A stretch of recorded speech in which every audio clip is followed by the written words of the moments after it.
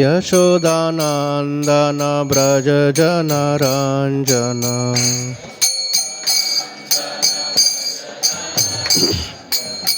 यशोदानन्दन व्रज जनरञ्जन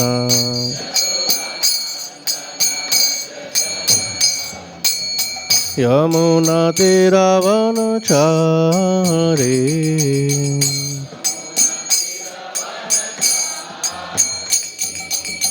यमुनातीरवनचारी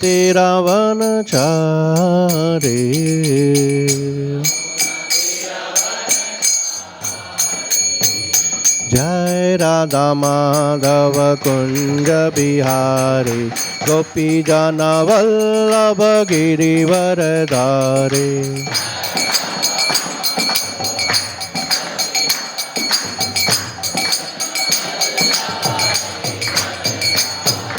जय राधा माधव कुंज बिहारी गोपी जन वल्लभ गिरिवरधारी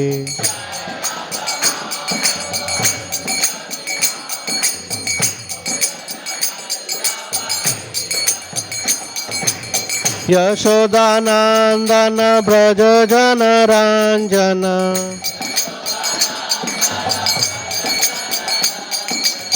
यशोदानन्दन व्रज जनरञ्जन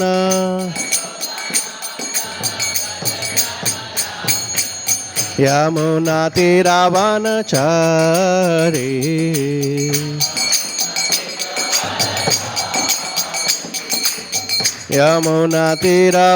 यमुनातीरवनचारी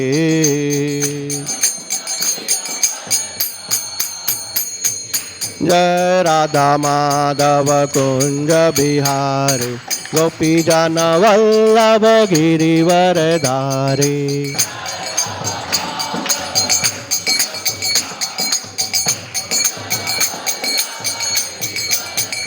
हरे कृष्णा कृष्णा कृष्णा हरे हरे हरे राम राम राम हरे हरे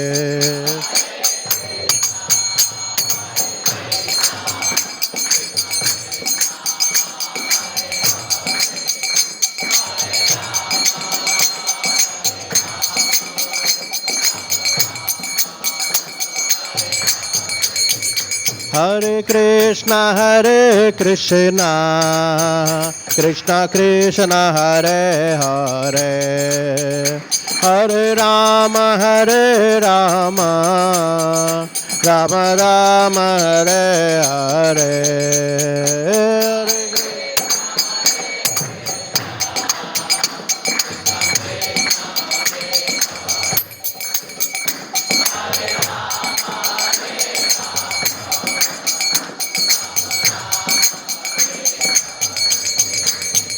हरे कृष्णा कृष्णा कृष्णा हरे हरे हरे राम राम राम हरे हरे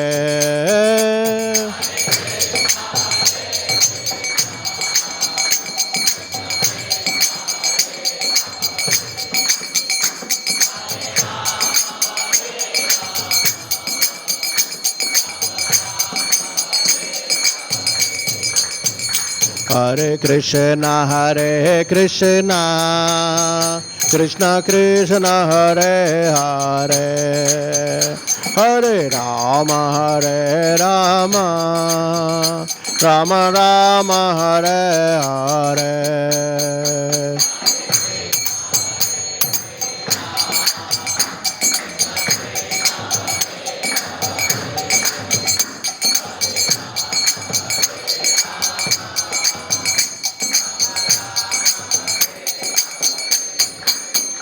हरे कृष्णा कृष्णा कृष्णा हरे हरे हरे राम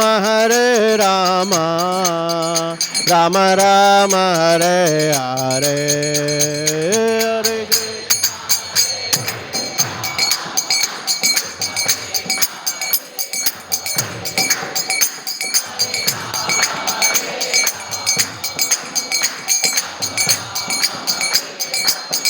जय राधा माधव राधा माधव राधे।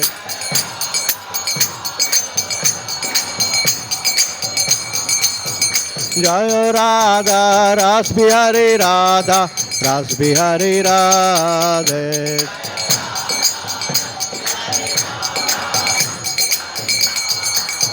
जय जगन्नाथ जय बलदेवा सुभद्रा माई जय सुदर्शना।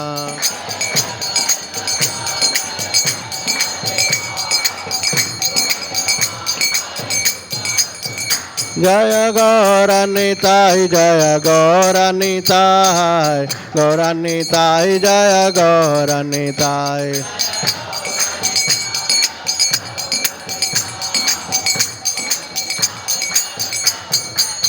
जय जय प्रभुपाद प्रभुपाद प्रभुपाद प्रभुपाद।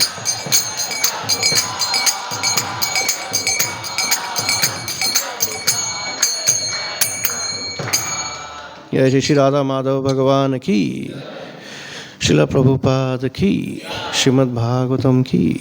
जय गौर प्रेमानंदे। ओम नमो भगवते वासुदेवाय। ओम नमो भगवते वासुदेवाय। ओम नमो भगवते वासुदेवाय। नारायणं नमस्कृत्यं नरं चैव नरोत्तमं देवीं सरस्वतीं व्यासं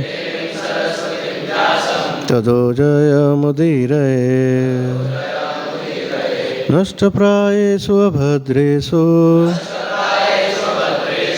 नित्यं भागवत सेवया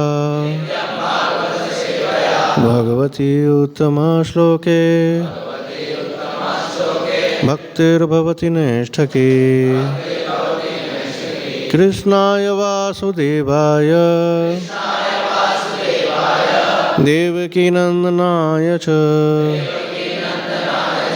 नंदगोपकुमाराय गोविंदाय नमो नमः। मंगलाचरण पहले कर लेता हूँ क्योंकि तात्पर्य बड़ा है, तात्पर्य पढ़ते पढ़ते ही क्लास करूँगा। ओम अज्ञानतिमिरन्धस्य ज्ञानाञ्जनशलाकया चक्षुरुन्मिलितं येन तस्मै श्रीगुरवे नमः। श्रीचैतन्यमनोभीष्टं स्थापितं येन भूतले स्वयं रूप कदा मह्यं ददाति स्वपदान्तिकं। वन्देऽहं श्रीगुरो श्रीयुतापदकमलं श्रीगुरून् वैष्णवांश्च श्रीरूपं साग्रजातं सगणरघुनाथं वितं तं सजीवं सद्वैतं सवधूतं परिजनसहितं कृष्णचैतन्यदेवं श्रीराधाकृष्णपादान् सगणललिता श्रीविशाखान्वितं च। नमो विष्णुपादाय कृष्णपृष्ठाय भूतले श्रीमते भक्तिवेदान्त स्वामिनिति नामिने। नमस्ते सारस्वती देवे गौरवाणी प्रचारिणे निर्विशेष शून्यवादी पाश्चात्यदेशतारिणे। नमो महावदन्याय कृष्ण प्रेम प्रदायते कृष्णाय कृष्ण चैतन्य नाम्ने गौरतिसे नमः। हे कृष्ण करुणा सिंधु दीनबंधो जगत्पते गोपेश गोपिका कांत राधा कांत नमस्तुते। गौरांगी राधे वृंदावनेश्वरी ऋषभानुसुते देवी प्रणमामि हरिप्रिये। वाञ्छाकल्पतरुभ्यश्च कृपा सिन्धुभ्य एव च पतितानां पावनेभ्यो वैष्णवेभ्यो नमो नमः। जय श्री कृष्ण चैतन्य श्री अद्वैत गदाधर श्रीवासादि गौरभक्तवृंद। हरे कृष्णा कृष्णा कृष्णा हरे हरे हरे राम राम राम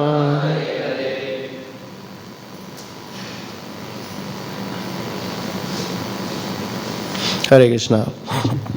श्रीमद् भागवतम स्कंद 1 अध्याय 9। अध्याय का नाम है भगवान श्री कृष्ण की उपस्थिति में भीष्म देव का देहत्याग।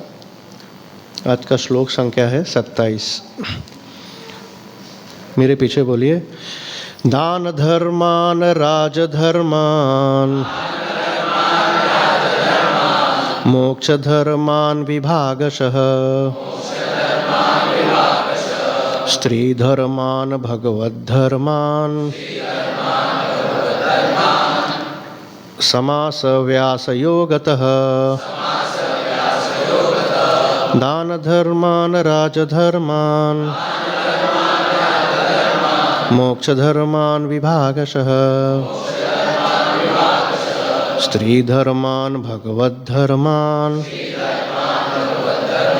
समास व्यास योगतः दान धर्मान राजधर्मान मोक्ष धर्मान विभागशः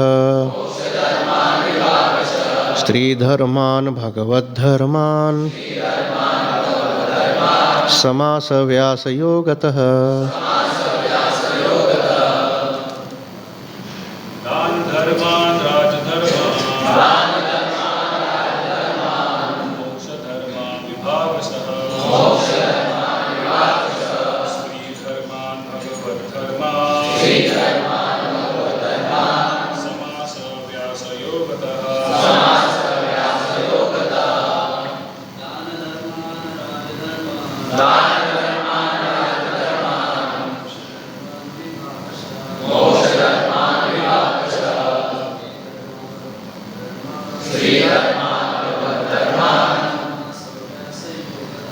समास व्यास योगतः दार धर्मान राजधर्मान मोक्ष धर्मान विभागशः श्री धर्मान समास व्यास योगतः। माता जी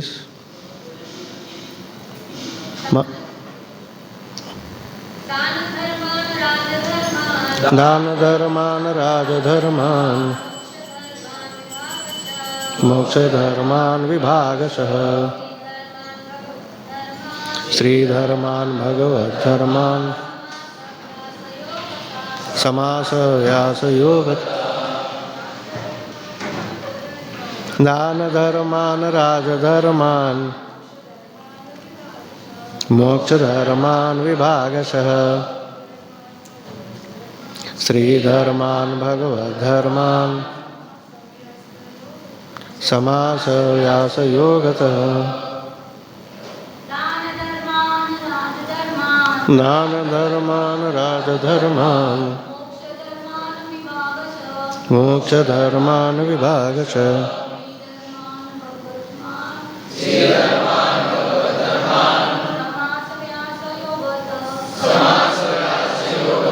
दान धर्मान दान के कृत्यों को, राजधर्मान राजाओं के राज्य विषय कार्यकलापों को, मोक्ष धर्मान मोक्ष के कार्यों को, विभागशः विभाग अनुसार, स्त्री धर्मान स्त्रियों के कर्तव्यों को, भगवत धर्मान भक्तों के कार्यों को, समास सामान्यता, व्यास स्पष्ट रूप से, योगतः के द्वारा। अनुवाद तात्पर्य by his divine grace AC भक्ति वेदांत स्वामी प्रभुपाद शिला प्रभुपाद की। मेरे पीछे दोहराइए। तब उन्होंने दान कर्मों, राजा के राज्य विषय कार्यकलापों तथा मोक्ष कर्मों की खंडवार व्याख्या की। फिर उन्होंने स्त्रियों तथा भक्तों के कर्तव्यों का संक्षेप में तथा विशद रूप से वर्णन किया। तात्पर्य: दान देना गृहस्थ का मुख्य कर्तव्य है और उसे अपनी खून पसीने की कमाई का कम से कम 50% हिस्सा दान में देने हेतु तैयार रहना चाहिए। ब्रह्मचारी को यज्ञ करने चाहिए, गृहस्थ को दान देना चाहिए और वानप्रस्थी या सन्यासी को तपस्या करनी चाहिए। समस्त आश्रमों अथवा आत्म साक्षात्कार के पथ पर जीवन के समस्त आश्रमों के लिए ही यह सामान्य कर्तव्य है। ब्रह्मचर्य जीवन में पर्याप्त प्रशिक्षण दिया जाता है जिससे मनुष्य यह समझ ले कि यह संसार रूपी संपत्ति श्री भगवान की है। अतः कोई भी व्यक्ति संसार की किसी वस्तु का स्वामी होने का दावा नहीं कर सकता। अतः गृहस्थ जीवन जिसमें विषय भोग के लिए एक प्रकार की छूट है, उसमें मनुष्यों को श्री भगवान की सेवा के निमित्त दान अवश्य देना चाहिए। भगवान की शक्ति के भंडार से ही सबके लिए शक्ति उत्पन्न होती है या प्रत्येक को प्रदान की जाती है। अतएव ऐसी शक्ति द्वारा किए गए कार्यों को श्री भगवान की दिव्य प्रेममयी सेवा के रूप में अर्पित करना चाहिए। जिस प्रकार नदियाँ सागर से बादलों के माध्यम से जल प्राप्त करती हैं और पुनः समुद्र में मिल जाती हैं, उसी प्रकार हमारी शक्ति श्री भगवान की शक्ति के सर्वोप्रति स्रोत से उधार मिलती है और हमें इसे श्री भगवान को लौटाना होता है। हमारी शक्ति की पूर्णता इसी में है। अतः श्रीमद् भगवद गीता 9:27 में श्री भगवान कहते हैं कि हम जो भी करते हैं, जो भी तपस्या करते हैं, जो भी यज्ञ करते हैं, जो भी खाते या दान देते हैं, वह सब उन्हें श्री भगवान को ही अर्पित किया जाना चाहिए।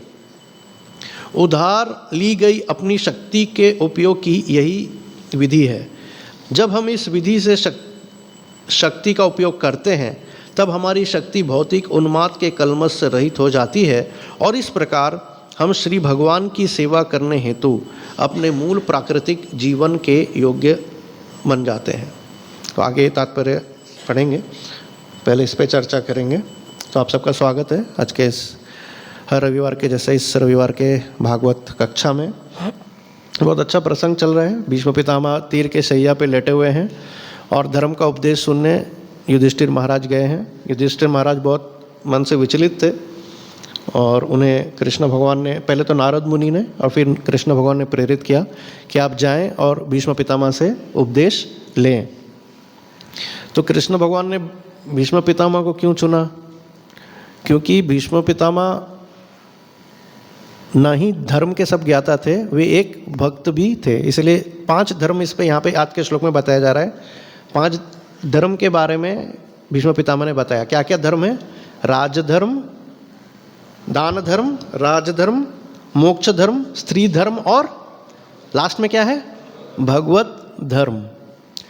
तो एक कोई भी लीडर हो उसका एक भक्त होना बहुत ज़रूरी है, बहुत ज़रूरी है, क्योंकि लास्टली भगवत धर्म के बारे में जानना बहुत ज़रूरी है। जब आप महाभारत पढ़ेंगे तो भीष्म पितामह बहुत सारी स्टोरीज़ के साथ, कहानियों के साथ उनको हर एक धर्म के बारे में बताते हैं युधिष्ठिर महाराज को। तो एक स्टोरी ये भी बताते हैं कि एक ब्राह्मण होता है, ब्राह्मण मतलब जो नॉर्मल अपना वेद ये सब पढ़ता है, उसका पुत्र उसके पास जाता है, ब्राह्मण के पास, और बोलता है पिताजी मुझे ज़रा आप बताइए कि अलग अलग वर्णाश्रम में व्यक्ति की क्या क्या जिम्मेदारी है। तो उनके पिताजी उनको बताने लगते हैं कि बेटा जो ब्रह्मचर्य होता है उसे 25 साल तक ब्रह्मचर्य का पालन करना होता है, गुरुकुल में पढ़ना होता है, वेद अध्ययन करना होता है, उसके बाद वो विवाह कर सकता है। 25 से 50 तक जो भी उसके वर्णाश्रम के अनुसार उसकी जो जिम्मेदारी है उसे वो करना होता है धर्म के अनुसार। फिर 50वें में उसे वानप्रस्थ लेना होता है, 50 से 75 में उसको वानप्रस्थ जीवन व्यतीत करना होता है, तपस्वी जीवन। और 75 के बाद आखिरी जो 25 साल बचता है उसमें उसको पूरा भगवत ध्यान में लीन हो जाना चाहिए, उसमें से मेडिटेशन में, ध्यान में, भगवत सेवा में आखिरी 25 साल संन्यास के उसमें उसे बिताना चाहिए। तो पुत्र पिताजी से पूछते हैं, पिताजी क्या गारंटी है कि 100 वर्ष तक वो व्यक्ति जिएगा? इसका आप गारंटी दे रहे हैं कि जो भी व्यक्ति जिएगा वो 100 वर्ष तक पूरा जिएगा? तो पिताजी कंफ्यूज हो जाते हैं, बोलते हैं अरे हाँ ये बात तो सही है कि कोई व्यक्ति कंप्लीटली पूरा 100 साल जी पाए, वो पूरा ऐसा आप जिम्मेदारी अपना लास्ट 100 तक कोई ज़रूरी नहीं है। तो बोले पिताजी एक ज़रा बताइए कि व्यक्ति अगर कोई 25 में ही मर गया, कोई 20 में ही मर गया, कोई 18 में, कोई 35 में, कोई 40 में, तो वो तो ये पूरा साइकिल नहीं किया ना। 25 तक ब्रह्मचर्य, 50 तक गृहस्थ, फिर वानप्रस्थ संन्यास, तो उसका क्या हुआ? तब पिताजी कंफ्यूज हो गए, बोले हाँ बेटा ये बात तो सही है, इसका तो आंसर मेरे पास भी नहीं, तुम्हारे पास है क्या? तुमने पढ़ा क्या? तुमने कहीं पढ़ा क्या? तो बोला, तो बेटे ने बोला हाँ मैंने ऐसा पढ़ा है कि जो व्यक्ति नारायण की, विष्णु की भक्ति अगर ध्यानपूर्वक करता है, पूरा उसमें तत्पर रह के करता है, तो उसको वो ये सब चीज़ों से अगर वो क्या कहते हैं ना, बिना समय अगर वो मृत्यु को प्राप्त होता है तो भी उसको वही लाभ मिलता है जो उसको पूरे 100 साल करने पे उसे मिलता है। तो ये क्यों स्टोरी भीष्म पितामह ने बताया, बताइए? ये स्टोरी क्यों सुनाया? ये गूगल में पूछ रहे हो क्या? हाँ हाँ, करेक्ट। और भीष्म पितामह ये भी बताना चाह रहे हैं कि वरना धर्म देखो कई प्रकार के हैं, लेकिन सब धर्मों के ऊपर सबसे बड़ा धर्म जानते हो कौन सा है? वो है भगवत धर्म। जो 5 धर्म आया ना श्लोक में, दान धर्म, राज धर्म, मोक्ष धर्म, स्त्री धर्म और भगवत धर्म, इन सभी 5 धर्मों से सबसे ऊपर कौन सा है? भगवत धर्म है। ये कंक्लूजन, लीडर को, एक राजा को ये कंक्लूजन जानना बहुत ज़रूरी है कि सबसे टॉप में कौन सा है? भगवत धर्म। कि अगर लास्ट मोमेंट में भी अगर वो भक्ति कर लिया तो उसका क्या हो जाएगा? जो भी उसका जो रिस्पॉन्सिबिलिटीज़ है वो पूरा हो जाएगा, तो सब पूरा माना जाएगा। तो यहाँ पे दान धर्म की बात की जा रही है। दान लगभग हर व्यक्ति को करना चाहिए, ये अनिवार्य है। क्यों? क्योंकि प्रभुपाद जी तात्पर्य में बहुत सुंदर तरीके से कह रहे हैं कि हम लोग सब उधार का जीवन जी रहे हैं। शरीर भी हमारा नहीं है, ना आँख हमारा है, ना हाथ हमारा है, ना वायु हमारा, ना पृथ्वी हमारा, ना चंद्र, ना आकाश, ना अनाज, कुछ भी हमारा नहीं है। हम सब उधार का जीवन जी रहे हैं। तो बहुत सुंदर श्लोक प्रभुपाद जी ने तात्पर्य में जो गीता का श्लोक कोट कर दिया है, यत् करोसि यदस्नासि यत् जुहोसि ददासि यत् तपस्वसि कौन्तेय तत्कुरुष्व मत अर्पणम। तो ये कैसे संसारों में जीना है, गीता में बहुत सारे चीज़ों के बारे में बताया गया है, लेकिन ये एक है कि कैसे जीना है, भगवान कृष्ण को, विष्णु को अर्पित करते हुए जीना है हमें ये संसार में। तो क्या होगा, जो भी हमारे ऊपर उधार है, ऋण है, वो ऋण से हम क्या होंगे? जब हम विष्णु की सेवा करते हैं, कृष्ण की सेवा करते हैं, तो हमारे ऊपर कई ऋण होते हैं ना, देव ऋण, पितृ ऋण, राज ऋण, बहुत ऋण होते हैं हमारे जब भी, जैसे हम जन्म लेते हैं। लेकिन जब हम जड़ पे जल डाल देते हैं तो बहुत सारे ऋणों से हम क्या होते हैं? मुक्त हो जाते हैं। इसका मतलब ये नहीं कि हम बस क्या कहते हैं, अपने जो हमारा जिस स्थिति में हम हैं हम वो उसको इग्नोर करें, वैसा नहीं होना चाहिए कि अरे अब तो हम भक्त बन गए, ठीक है, घर तो चल रहा है, वो देख रहे हैं। ऐसा नहीं होना चाहिए कि हम इर्रेस्पॉन्सिबल हो जाएं। वैसा बहुत बार लोग जोश में होश खो बैठते हैं, सुना है ना आपने? हमें इर्रेस्पॉन्सिबली नहीं होना चाहिए, रेस्पॉन्सिबली हमको भक्ति करना चाहिए। तो दान यहाँ पे देखिए अलग अलग दान है। जैसे एक दान भी कई तरह के होते हैं। एक दान होता है धन का, जो सब हर कोई समझता है। जब भी कोई दान की बात होती है तो आदमी एक ही चीज़ समझता है, क्या क्या दान है? पैसा, कि हाँ भाई। और इसीलिए कभी कभी लोग मंदिर से भागते हैं, डिवोटी लोग से भागते हैं, अरे फेस्टिवल आ रहा है मंदिर नहीं जाएंगे। क्यों? क्योंकि प्रभु जी लोग क्या मांग लेंगे? दान मांग लेंगे कि भैया कलश डोनेशन दे दो, ये दे दो, वो दे दो, ऐसा कर दो। तो बोलते सीधा हम प्रोग्राम में जाएंगे, प्रसाद खाएंगे, दूर पीछे पीछे हट के, कोई हमको देखे ना, और हम चले जाएंगे। तो बहुत बार लोग दान से घबराते हैं, दान देने से, लेकिन हमें मालूम नहीं कि वो दान हमको शुद्ध करता है। भारत में 2-3 क्लास हैं जो हमेशा प्रगति कर रहे हैं। 2-3 मतलब जाति है, एक है मारवाड़ी, दूसरा गुजराती, तीसरा जैन। आपको मालूम है उनके प्रगति का कारण क्या है? हाँ, उनके प्रगति का कारण क्या है? दान। आप देख लीजिए, बिरला धर्मशाला, हाँ, टाटा, वो जो भी है, आप कोई ना कोई मारवाड़ी, कोई ना कोई गुजराती या आप जैन को देखेंगे, वो धार्मिक कार्यों में और दान पुण्य में बहुत आगे हैं, गौ सेवा में बहुत आगे हैं। और हम देखते हैं, हम खुद भी देख रहे हैं कि वो उसको दिन दुगना और रात, हाँ, वो आशा से करना अच्छी बात नहीं है कि चलो भैया फॉर्मूला मालूम चल गया, अब से हम भी क्या करेंगे, तो भगवान भी बहुत शाणे हैं, भगवान बोलेंगे अच्छा इसको गरीबी रखो और फिर उसके बाद बोलेगा अरे प्रभु भगवान कृष्ण को मैंने तो जो 1 लाख बचाया था डोनेशन दिया उसके बाद कुछ आया ही नहीं। तो ऐसा नहीं है, हम लोग को निस्वार्थ भाव से दान करना चाहिए बिना कुछ अपेक्षा किए। लेकिन ये क्योंकि जो ये कम्युनिटी है ना, मारवाड़ी कम्युनिटी, गुजराती कम्युनिटी, ये सब एक्चुअली आप देखा जाए तो कहाँ पे, गुजरात और राजस्थान, और इनमें अधिकतर आप देखेंगे मोस्टली 99% ये लोग कृष्ण भगवान के भक्त हैं। आप गुजरात जाइए वहाँ तो हर कोई जय श्री कृष्णा, कंडक्टर भी बोलेगा जय श्री कृष्णा, टिकट दिखाओ, हर कोई, हर किसी के जबान पे क्या है, जय श्री कृष्णा। आप राजस्थान भी चले जाओ तो वहाँ पे भी एकदम मतलब अधिकतर सब भक्त लोग हैं, वो उनके अंदर खून में है, वो उनके ब्लड में। मैं अभी जोधपुर से कल आया हूँ और जोधपुर मारवाड़ का कैपिटल कहा जाता है। मारवाड़, राजस्थान अलग अलग भागों में डिवाइडेड है और मारवाड़ का कैपिटल जोधपुर है। और वहाँ पे जो टेम्पल प्रेसिडेंट है क्या नाम है, सुंदर लाल प्रभु, हाँ, उनसे मैं मिला। तो वो एक बहुत बड़ा मंदिर बना रहे हैं, पूरा स्टोन टेम्पल जोधपुर में, इस्कॉन का मंदिर बन रहा है बहुत बड़ा, and it will going to be पूरा पत्थर का। जैसे ये सब, ये तो सीमेंट का है ना, ये जो मंदिर बना है ये कंक्रीट सीमेंट का बना है, लेकिन वो जो बनाने जा रहे हैं वो पूरा स्टोन का, क्योंकि जोधपुर में सैंडस्टोन जो है आसानी से मिल जाता है और वहाँ पे कारीगर भी अब कम होते जा रहे हैं, बोल रहे थे मुझे, लेकिन मिल जाएंगे जो पूरे पत्थर का मंदिर बना के देंगे। बोले क्यों बना रहे पत्थर का मंदिर, क्योंकि पत्थर का मंदिर 0 मेंटेनेंस फॉर 1000 ईयर्स। इसलिए तो आप आज भी देखो राजस्थान जाओ कहीं, जो किला जो होता है ना सब पत्थर का बना होता है और अभी भी किला वैसा का वैसा ही टिका हुआ है। तो बोले मैं 1000 साल का विजन लेके चल रहा हूँ कि पत्थर का मंदिर बना देंगे, भले हो सकता हो थोड़ा ज़्यादा समय लगे, लेकिन 1000 साल तक ये मंदिर को कुछ नहीं होगा। मैं बोला अच्छी बात है। तो वो बोले कि और काफ़ी कम्युनिटी, मारवाड़ी कम्युनिटी जुड़ रही हैं और लोग कह रहे हैं कि हाँ हम इस पर आपका सहयोग करेंगे। तो दान एक हो गया लक्ष्मी का, और ख़ासकर जो लक्ष्मी नारायण या विष्णु की, कृष्ण की सेवा में लगे, उससे क्या होता है, ये हर शुद्धिकरण करने का एक फॉर्मूला है कि हम अपने धन को कैसे शुद्ध करें, तो वो हमें करना ही चाहिए। प्रभुपाद जी ने तो तात्पर्य में ऐसा बोल दिया है कि बहुत सारे गृहस्थ को हार्ट अटैक आ जाए। क्या कहे मालूम है, फिर से पढ़ता हूँ, कोई किसी को बेहोश मत हो जाना।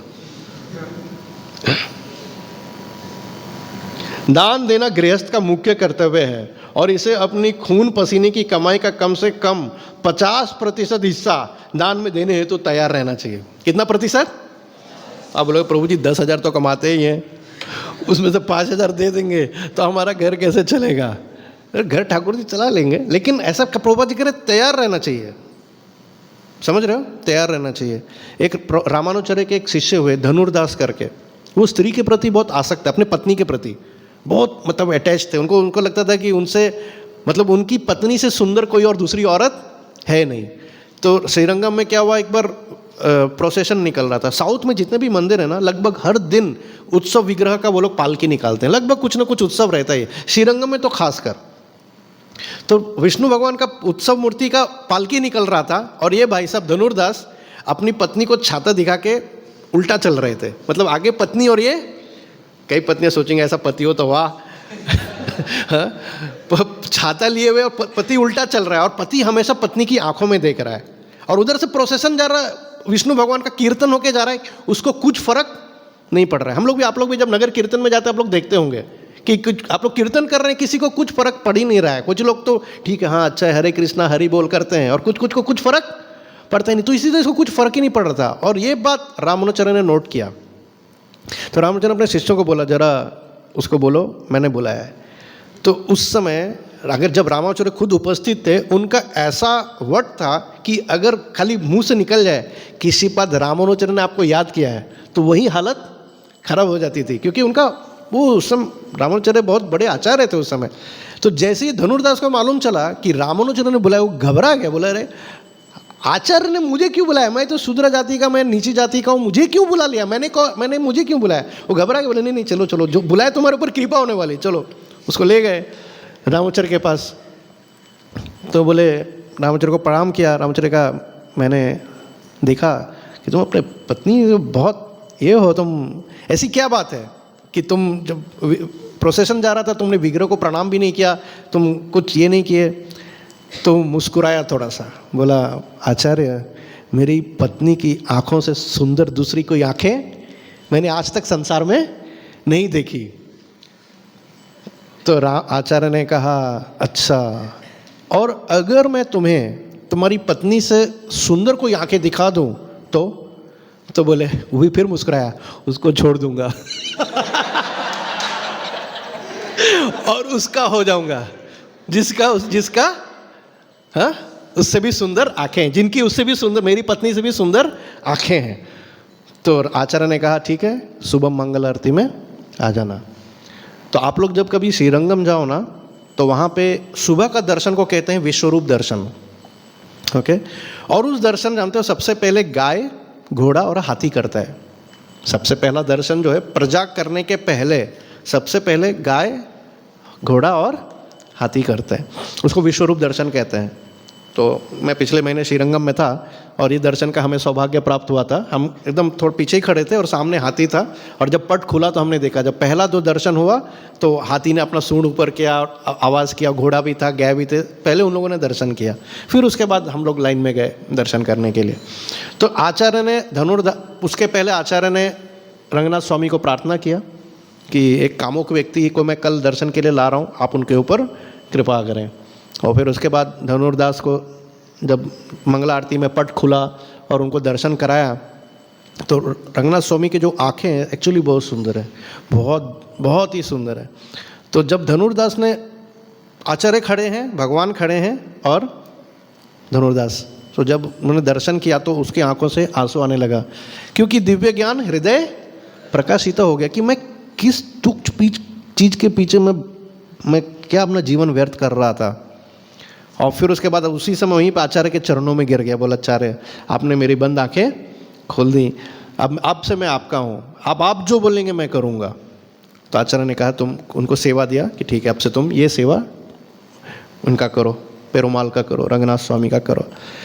उनकी पत्नी को जब मालूम चला कि उसका पति भगवान का हो गया, तो पत्नी भी आई दर्शन करने, और जब पत्नी ने भी जब रंगनाथ स्वामी का दर्शन किया तो वो भी भगवान की हो गई, और वो भी अपने पति से माफ़ी मांगी कि बोली और मैं भी। तो दोनों फिर उसके बाद आचार्य की सेवा में लग गए, रामानुजाचार्य के, और ऐसी सेवा में लग गए कि आज उस समय रामानुजाचार्य के हजारों सन्यास शिष्य थे, हजारों में। ब्रह्मचारी तो छोड़ दो, ब्रह्मचारी तो न जाने लाखों में होंगे, सन्यास शिष्य हजारों में थे। लेकिन आचार्य जब अपने आश्रम से बाहर निकलते थे, अगर सपोज करो अपने रथ पे बैठना है या सीढ़ी चढ़ना है, तो उनके वो कंधे पे हाथ जानते हो किसका रखते थे, मतलब जो कंधे पे ना, धनुर्दास का। धनुर्दास हमेशा वो गृहस्थ होके हमेशा बगल में रहता, और आचार्य हमेशा धनुर्दास का हाथ पकड़ा करते थे। तो सारे सन्यास शिष्य एकदम ये हो जाते थे कि अरे हम लोग ये अभी तो आया है, ये जस्ट न्यू ज्वाइनी है, नया भक्ता, न्यू भक्ता पिला में है, और हमारे आचार्य उसको इतना भाव दे रहे हैं, प्रेसिडेंट उसको इतना भाव रहे हैं, हम क्या इतने साल से यहाँ पे घस रहे हैं होता ना, कभी कभी लोगों के मन में भाव आ जाता है कि हम क्या कर रहे हैं। तो आचार्य ये भाव समझ गए कि मेरे शिष्यों में क्या हो गया, थोड़ा मन ये हो रहा है, क्योंकि मैं धनुर्दास को थोड़ा ज़्यादा ये कर रहा हूँ। तो वो दिखाना चाहते थे धनुर्दास का कि धनुर्दास कितना ये है, डिटेच है, अनासक्त है। तो उन्होंने कहा एक काम करो, कुछ शिष्यों को बुलाया, बोला तुम लोग एक काम करो, जाओ और उनके घर पे चोरी करो, जितने भी उनके घर में धन है सब लेके आओ, मुझे ज़रूरत है, लेकिन मैं उसे मांग नहीं सकता, तुम लोग को जाके लेके आना है, चोरी करके लाना है, और उनके अगर बदन पे भी कोई भी अगर सोना चांदी हो वो भी लेके आना है। आचार्य का निर्देश था। गए कुछ सन्यासी, कुछ ब्रह्मचारी गए चोरी करने, उड़ी मार के अंदर गए। तो धनुर्दास तो गहरे नींद में सो रहे थे, लेकिन पत्नी आहट से समझ गई कि कोई आया है। तिरछी नज़रों से देखा तो देखे कि अरे आश्रम के ही भक्त लोग आए हैं। तो चुपचाप लेटी रही, कुछ हल्ला नहीं की, चुपचाप एकदम सोने का ही वो करती रही। वो लोग घर में पूरा इधर उधर ढूंढे, जो जो मिल सकता था लिए। फिर उसके बाद उनको याद आया कि आचार्य ने कहा था शरीर पे भी जो हो तो ले लेना। तो फिर औरत ने क्या किया, पत्नी ने क्या किया, हाथ आगे कर लिया ताकि अंगूठी को निकाल सके। तो एक जब करवट में ऐसे से तो कान का ये सब निकाला। पत्नी ने क्या किया, करवट बदल लिया ताकि दूसरे कान का भी ये लोग निकाल ले। वो दूसरे कान का भी उन लोगों ने निकाल लिया, सब निकाल लिया। रात को वापस आ गए, आचार्य को बोला ये देखिए इतना कुछ है। बोले ठीक है, अब तुम लोग सुबह अब वहाँ पे सूर्योदय के पहले पहुँच जाओ, उनके उठने के पहले पहुँच जाओ और देखो क्या होता है घर में। तो वो लोग फिर बाहर नीचे में कान में लगा के सुन रहे क्या चल रहा है घर पे। सुबह हुआ, धनुर्दास उठे, देखे कुछ हिला, सब घर थोड़ा अस्त व्यस्त दिखा। बोले अरे लगता है रात को घर में कोई आया था, पत्नी को कहते हैं। और पत्नी को जैसे देखते बोलते अरे तुम्हारे आभूषण कहाँ गए? तो पत्नी कहती है कि लगता है मठ में कुछ विपदा आई है, आर्थिक विपदा बहुत भयानक आई है, और मुझे लगता है आचार्य या भक्तगण हमसे मांगने में शर्मा रहे हैं और इसीलिए रात को हमारे घर पर आए थे, इसके लिए। तो धनुर्दास एकदम गंभीर हो गए कि तुमने सब कुछ दिया कि नहीं? तो बोले हाँ, मैंने जानबूझ के करवट बदला ताकि सब वो लोग ये भी ले जा सके, मैं दूसरे कान का भी वो ले जा सके। और ये सब कौन सुन रहे बाहर? शीशे लोग सुन रहे। जैसे उन्होंने सुना सब लोग ग्लानी हो गए कि अरे, समझ रहे हो। और फिर इसके बाद धनुर्दास और उनकी पत्नी जब आए आचार्य से मिलने के लिए, तो उन लोगों ने कुछ भी कंप्लेंट नहीं किया। तो आचार्य के सामने जो लोग उनके प्रति दोषारोपण कर रहे थे या कुछ ऐसा सोच रहे थे, वो लोग सब आचार्य के सामने धनुर्दास के चरणों में गिर गए। बोले आप महान हैं, आपकी भक्ति, आपकी गुरु भक्ति महान है। तो इस तरीके से ये दान धर्म के बारे में आता है कि कैसे जो दान है ना, धन का दान जब हम आचार्य की या ठाकुर जी की सेवा में लगाते हैं, बहुत उच्च कोटि का है। और दान क्या चीज़ का होता है? गृहस्थ का तो धर्म है कि लक्ष्मी से दान करे। ब्रह्मचारी का क्या है धर्म, या ब्राह्मण का क्या है धर्म? क्या दान करे? ज्ञान का दान करे, ठीक है, वो ज्ञान का दान करते हैं। और इसीलिए हमें ब्रह्मचारी के पास, सन्यासी के पास आना चाहिए ज्ञान प्राप्त करने के लिए, प्रश्न पूछने के लिए, आध्यात्मिक जीवन में प्रगति करने के लिए हमें ब्रह्मचारी के पास आना चाहिए। ये नहीं कि अपना फैमिली प्रॉब्लम लेके आए। कभी कभी लोग ब्रह्मचारी का, तो अपने प्रभु जी पत्नी के साथ थोड़ा, ब्रह्मचारी बोलेगा अरे भाई मेरे को क्या लेने देना, तुम्हारी पत्नी का तुम जानो। लेकिन कभी कभी वो इतना दुखी हो जाते हैं कि दुख किससे व्यक्त करें। अब मंदिर में बेचारे गृहस्थ दिखते नहीं है, ब्रह्मचारी दिखते हैं, तो ब्रह्मचारी के सामने अपना रोना चालू कर देते हैं। लेकिन ऐसा करना नहीं चाहिए। आपको ब्रह्मचारी के पास आना है ज्ञान प्राप्त करने के लिए, समझ रहे हैं, अपना दुखड़ा रोने के लिए नहीं। दुखड़ा रोना है भगवान ठाकुर जी, नहीं तो आप किसी वरिष्ठ गृहस्थ भक्त के पास जाइए, वो आपको अपने अनुभव के अनुसार आपको गाइडेंस देंगे कि हाँ आपको आपका क्या उचित है, क्या आपको करना चाहिए। तो और सन्यासी भी क्या दान देते हैं? सन्यासी, वानप्रस्थ सन्यासी, ये लोग अपने समय का दान देते हैं। उनका एक एक मिनट, लव मात्र साधु संग सर्व सिद्धि होए। वो अपने समय का, आपने देखे ना सन्यासी अलग अलग जगह ट्रैवल करते रहते हैं। हाँ, परम पूज्य गोपाल कृष्ण महाराज हम लोगों ने देखा कि वो हमेशा ट्रैवल ही करते थे, कभी रशिया, कभी इंडिया, कभी अफ्रीका, कभी अमेरिका। आसान नहीं है कलयुग में संन्यास धर्म का पालन करना, ऊपर से आप अलग अलग जाके लोगों को, गृहस्थों को भगवत मार्ग से जोड़ना बहुत सबसे कठिन कार्य है, बहुत सबसे कठिन कार्य है। इससे कठिन तो संसार में कोई कार्य नहीं हो सकता है।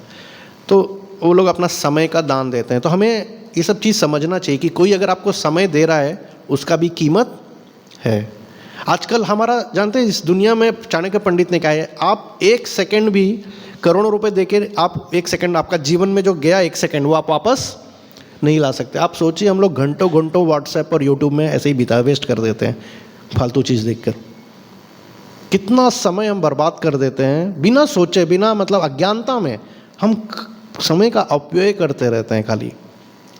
आजकल हम लोग गीता भागवत कल कितने बार होता है कि हम हृदय पे सही में सिंसियरली सोचे कि कब ऐसा दिन, कौन था लास्ट डे जब मैं शांति से बैठ के पूरा एक चैप्टर गीता का अनुवाद तात्पर्य पढ़ा, बिग बुक लेके। ये हम लोग को सेल्फ इंट्रोस्पेक्शन खुद करना है, ये आंकलन हमको खुद करना है। क्या मुझे जितना समय भागवत से, गीता से बिताना चाहिए, क्या मैं सही में बिता रहा हूँ? क्या मैं उतना समय दे रहा हूँ? हमें लगता है हम संडे आए, संडे क्लास हो गया, पूरा 6 दिन का कोटा हो गया, ओके, यूट्यूब, व्हाट्सएप, अभी उस पर जी नहीं। अगर आप सेवा में, सेवा के लिए यूट्यूब में जा रहे हैं, सेवा के लिए आप व्हाट्सएप में जा रहे हैं, कोई प्रॉब्लम नहीं है, वो तो आपका आध्यात्मिकता है। लेकिन अगर आप टाइम पास के लिए जा रहे हैं, खाली बस एक, देखिए एक चीज़ याद रखिए, पूरे संसार का नॉलेज हम अपने ब्रेन में नहीं लगा सकते। आज यूट्यूब क्या हो गया है, व्हाट्सएप क्या हो गया है, पूरे दुनिया में कहाँ चल रहा है, अफ्रीका में क्या चल रहा है, अमेरिका में क्या चल रहा है, वो सब भी आते रहता है। उसका हमें कोई ज़रूरत नहीं है। हमारे डेली दिनचर्या में उस ज्ञान का कोई वैल्यू नहीं है। लेकिन हम तब भी उसी में घुसे रहते हैं कि इजराइल में क्या चल रहा है, वहाँ क्या चल रहा है, वहाँ क्या चल रहा है। ये आपके किसी काम में आने वाला नहीं है। तो ये बहुत हमें समझना है कि कोई अगर आपको अपना समय दान दे रहा है, कोई आपको समय दे रहा है, उस जय श्री श्री राधा माधव की, जगन्नाथ बलदेव सुभद्रा माई की, गौर निताई की, शिला प्रभुपाद की जय, वो बहुत कीमती है और उस कीमत को हमें समझना चाहिए। यही कीमत अमेरिका के भक्तों ने समझा जब शिला प्रभुपाद जी अमेरिका गए। वो लोग समझ नहीं पाए प्रभुपाद जी कौन हैं, किस लिए आए हैं, लेकिन जैसे जैसे प्रभुपाद जी अपना उनका आंदोलन आगे बढ़ा, लोग समझने लगे। तो आपको मालूम है प्रभुपाद जी से पर्सनल मिलना मुश्किल होता गया, क्योंकि प्रभुपाद जी बहुत बिजी रहते थे। उनको तो अनुवाद तात्पर्य भी करना था, बुक्स भी करने थे, हज़ारों में शिष्य बन रहे थे, तो उनका समय प्राप्त करना बहुत मुश्किल हो गया था। फिर वो लोग वैल्यू समझने लगे कि हम लोगों ने जो पहले के समय में जो हमने समय प्रभुपाद जी के साथ बिताया, तो उसी तरह है आप जो समय भक्तों के साथ बिताते हो, आप जो समय आचार्यों के साथ बिताते हो, बहुत कीमती है, बहुत वैल्यूबल है। इसीलिए हमें यात्राओं में जाना चाहिए। अगर यात्रा का मौका मिले हमें जाना चाहिए, क्योंकि यात्रा में आपको सब चीज़ मिलता है, संगत मिलता है, श्रवण मिलता है, कीर्तन मिलता है, प्रसाद मिलता है, आपको एक डिसिप्लिन मिलता है। एक डिसिप्लिन जीवन जीना बहुत ज़रूरी है। आप सुबह उठते हो, मंगल आरती में जाते हो, आप गुरु पूजा में जाते हो, आप एक फुल टाइम डिवोटी जो डिसिप्लिन लाइफ मंदिर में जीता है और एक जो गृहस्थ है, उस बहुत फ़र्क है। क्योंकि वो गृहस्थ अपने मर्जी का होता है, कभी 6 बजे उठा, कभी 8 बजे उठा, कोई देखने वाला तो है नहीं। अब गुरु तो वहाँ खड़े नहीं, फोटो के रूप में है, साक्षात तो खड़े नहीं, ए मंगल आरती उठ। यहाँ तो कोई सो नहीं सकता, मंदिर में जो फुल टाइम में कोई सो नहीं सकता। आ जाए कोई लाठी लगे, उठो प्रभु क्या है, फिर उसके बाद प्रभु तबीयत खराब है, अच्छा ठीक है। नहीं तो ऐसे अलाउड नहीं है, कोई सो नहीं सकता है।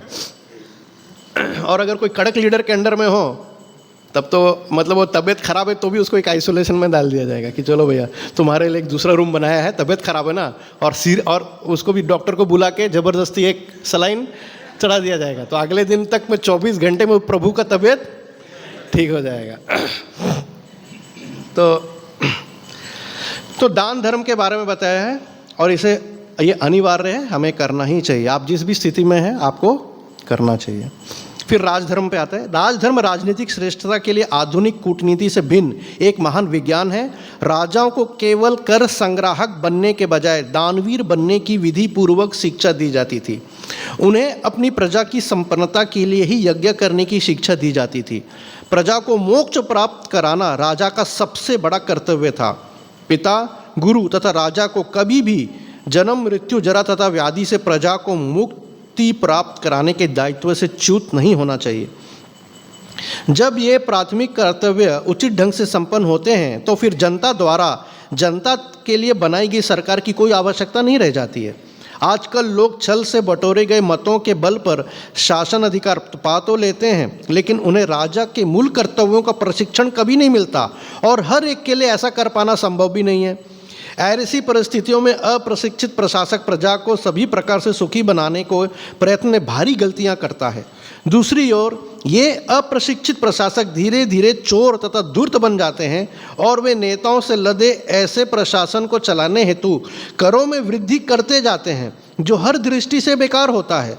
वास्तव में मनु संहिता तथा पराशर कृत धर्मशास्त्र जैसे शास्त्रों के अनुसार राजा को समुचित प्रशासनिक निर्देश देने हेतु योग्य ब्राह्मणों की आवश्यकता होती है। एक गुणवान राजा जनता का आदर्श होता है। अतः यदि राजा पूर्ण आत्मा, धर्मात्मा, शौर्यवान तथा दानवीर होता है तो जनता भी सामान्य रूप से उसका अनुकरण करती है। ऐसा राजा आलसी विषयी व्यक्ति नहीं होता जो प्रजा पर आश्रित रहता हो, अपितु चोरों तथा डाकुओं का वध करने में सदैव सतर्क रहता है।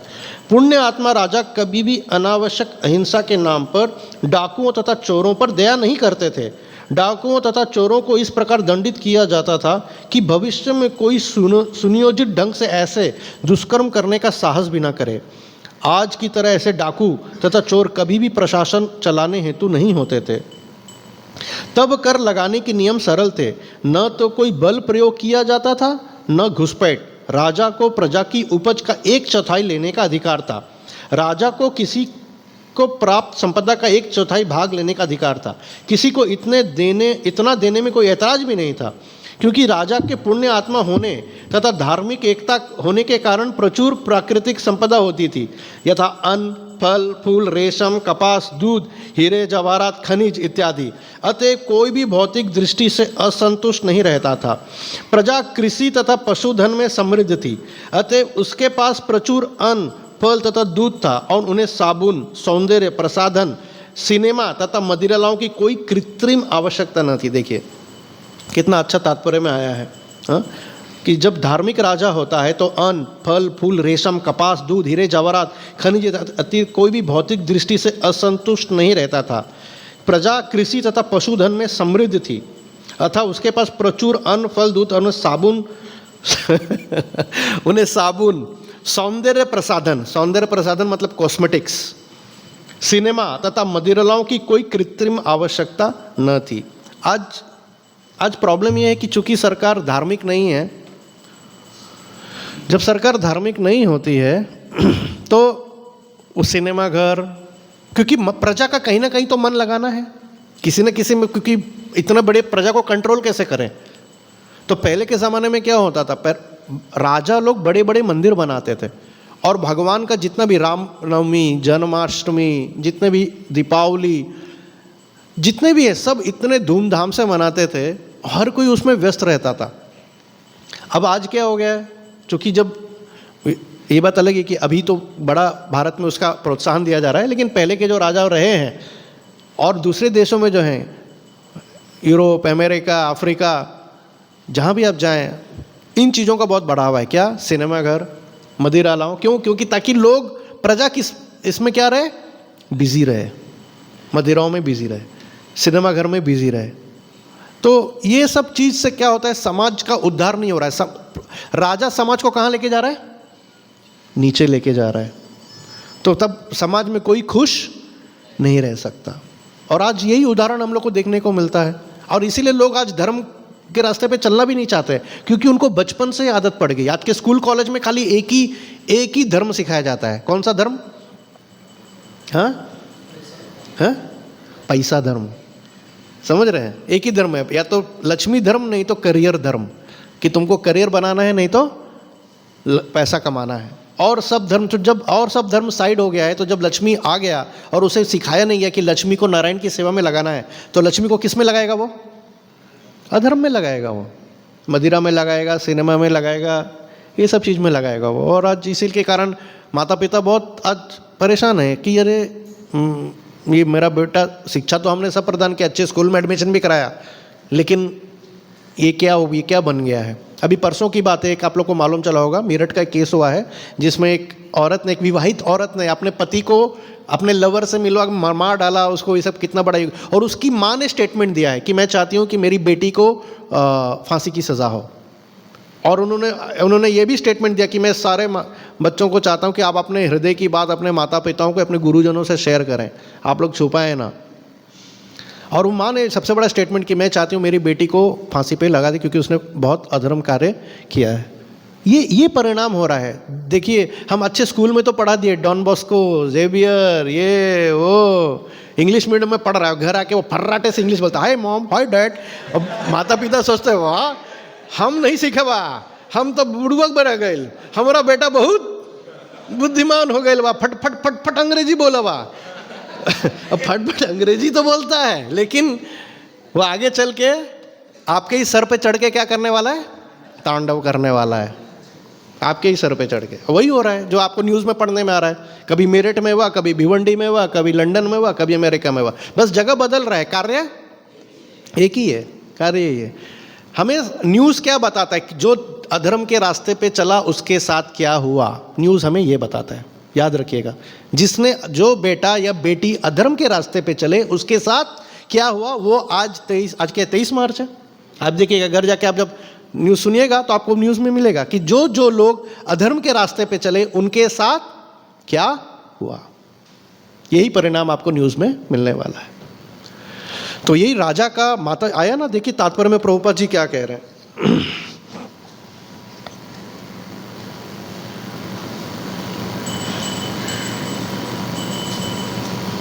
गुरु पिता, गुरु तथा राजा को कभी भी जन्म, मृत्यु, जरा तथा व्याधि से प्रजा को मुक्ति कराने के दायित्व से च्युत नहीं होना चाहिए। पिता का भी नाम आया। फैमिली में पिता का बहुत बड़ा रोल होता है कि अपने संतान को किस तरह का वो प्रशिक्षण दे रहे हैं। अब हम लोग इंग्लिश मीडियम में पढ़े होते हैं। इंग्लिश मीडियम में क्या पढ़ाते हैं? बाबा, ब्लैक शिप, यही सब पढ़ाते हैं ना, हमटी डमटी। अगर आप किसी गुरुकुल में पढ़ेंगे ना तो वहाँ पे सुभाषित पढ़ाया जाता है, हितोपदेश पढ़ाया जाता है। संस्कृत का एक श्लोक है,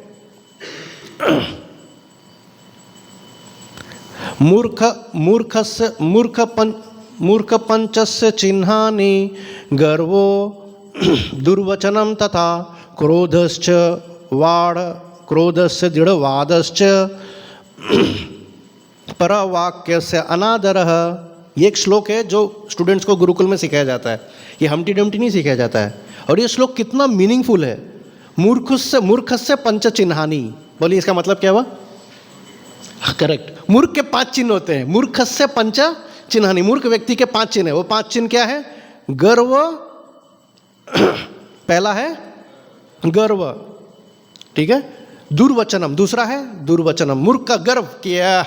You see, I am from St. Xavier's, I am from this, I have become MBA, I am now IIT, I have become this, I am this, I am not the manager, I am not the ये जो भी आप देख। और समाज में आजकल इसको बहुत बढ़ावा दिया जाता है कि you should not walk like this, you should walk like this and you are something.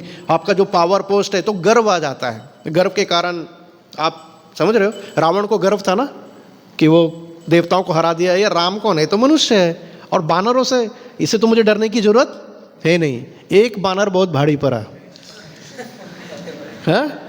एक वानर लंका में आया और रावण को बहुत भारी पड़ा, समझ रहे हैं। और उसके मंत्री लोग रावण को क्या बोलते हैं? अरे रावण घबराओ मत, वी वर अनप्रिपेयर्ड। अरे तो दुश्मन अनप्रिपेयर्ड को तो ऐसे ही आएगा ना, कोई कौन सा भर के आएगा? हनुमान जी है, बोलता है वी वर अनप्रिपेयर्ड। एनीवे, तो गर्व, तो मूर्खस्य पंच, रावण क्या था? मूर्ख था। मूर्खस्य पंच चिन्हानि, गर्व। फिर क्या है? दूसरा क्या है? दुर्वचनम, हमेशा कटु वचन बोलते रहना, हमेशा दूसरे का अनादर करते रहना। तुम ये हो, you are useless, you are fit for nothing. ये भी मूर्ख का चिन्ह है। हमेशा दूसरे को क्या करते रहना? हमेशा ही ये करते रहना, दुर्वचन बोलते रहना, समझ रहे हो। हमेशा आपने देखा अहंकारी व्यक्ति का जो वाणी होता है ना, वो बहुत कठोर होता है, बहुत उसके में मिठास नहीं होता है, वो हमेशा दुर्वचन। हाँ, गुरु को, पिता को, पति कभी कभी कठोर वाणी बोलते हैं, कुछ एक डिसिप्लिन लाने के लिए। एक वो बात अलग है कि जब कोई बात नहीं मान रहा है तो फिर एक वाणी यूज़ किया जाता है। वो शास्त्र उसको ओके करता है कि हाँ, गुरु कभी बोल सकते हैं, पिता बोल सकते हैं, पति बोल सकता है, टेम्पल प्रेसिडेंट कभी कड़क बोल सकता है। वरना पता चल तुम ही यही श्लोक प्रेसिडेंट को कल सुना दो, प्रभु जी दुर्वचनम। तो मैं बैलेंस कर दे रहा हूँ। वो प्रभु जी ने आगे ये भी बोला था, प्रेसिडेंट बोल सकता है। मूर्खस्य पंच चिन्हानि गर्व दुर्वचनम तथा क्रोधस्य, बिना मतलब का क्या करते रहना? क्रोध करते रहना। क्रोधस्य दृढ़वादस्य, दृढ़वादस्य का मतलब क्या? बिना मतलब का दृढ़ता से वाद विवाद करते रहना, समझ रहे हो। कोई सर पैर नहीं है और आप क्या कर रहे हो? बेसलेस, इंग्लिश में उसको बोलते हैं बेसलेस आर्ग्यूमेंट्स। जस्ट कोई सर पैर नहीं है लेकिन आप क्या कर रहे हो? बस आर्ग्यूमेंट्स कर रहे हो। और कभी कभी हम लोग भी ये भक्ति के जीवन में ना कभी कभी बहुत फंस जाते हैं ये बेसलेस आर्ग्यूमेंट्स में। जानते हो उस दिन क्या हुआ? हाँ, क्या हुआ? ऐसा हुआ क्या? हाँ, अरे नहीं तू गलत समझ रहा है, मैंने उसको देखा ऐसे छुपके, ऐसा नहीं हुआ, ऐसा हुआ। चालू, अरे जिसका ना कोई सर है ना पैर है और तुम बेसलेस क्या हो रहा है? आर्गुमेंट्स चल रहा है। तो ये सब नहीं करना चाहिए हमें, क्योंकि आप समय का उपयोग कर रहे हैं, अपने मूर्खता का क्या कर रहे हैं? प्रदर्शन कर रहे हैं। तो मूर्खस्य पंच चिन्हानि गर्व दुर्वचनम तथा क्रोधस्य दृढ़वादश्च परवाक्यस्य अनादरः। परवाक्यस्य अनादरः मतलब परवाक्यस्य, दूसरे के राय को क्या करना? हमेशा अनादर करना। दूसरा अगर आके ओपिनियन दे रहा है तो उसका क्या करना? ये रावण में ये 5 लक्षण थे। गर्व था, बराबर। दुर्वचन, हमेशा अपने मंत्रियों को भी दुर्वचन बोलते रहता था, बहुत दुर्वचन करता था रावण, अगर आप रामायण पढ़ो तो। फिर क्रोध तो था ही था उसको, क्रोध। फिर उसके बाद वाद विवाद भी बिना मतलब का सर पैर का, वो सीता मैया से भी वाद विवाद करता था। तो दृढ़ वादश्च, और फिर क्या है, पर वाक्य से अनादरः। अगर विभीषण उसको राय दे रहे हैं, अगर मंदोदरी उसको एक अच्छा राय दे रहे हैं, लेकिन उनको वो हमेशा नीचे समझता था ना, जूनियर है, तो उनके राय को क्या समझता था हमेशा, हाँ ये समझता था, तो अनादर करता था उनके रायों का। इसीलिए तो विभीषण ने फिर रावण को क्या किया, छोड़ दिया। तो ये सोचो, अगर खाली इतना भी हमें ऐसे ऐसे करके हम 10-20 श्लोक भी अगर हमको गुरुकुल में सिखा दिया जाए, हमें तो हमारी चेतना जागृत हो जाएगी। लेकिन सोचिए, हमें ये बेसिक ABCD भी जो हमारे शास्त्रों में है नहीं सिखाया जाता है, और हम ये 5 चिन्ह के साथ हम MBA करके पास आउट होते हैं, हम IT करके पास आउट होते हैं, ग्रेजुएशन से पास आउट होते हैं, और फिर लेकिन प्रकृति तो अपने हिसाब से चल रही है। प्रकृति क्रियमाणानि गुणे कर्माणि सर्वसा, अहंकार विमूढ़ आत्मा करता हम इति मन्यते, सोचता है कि मैं कर रहा हूँ, नहीं तुम नहीं कर रहे हो।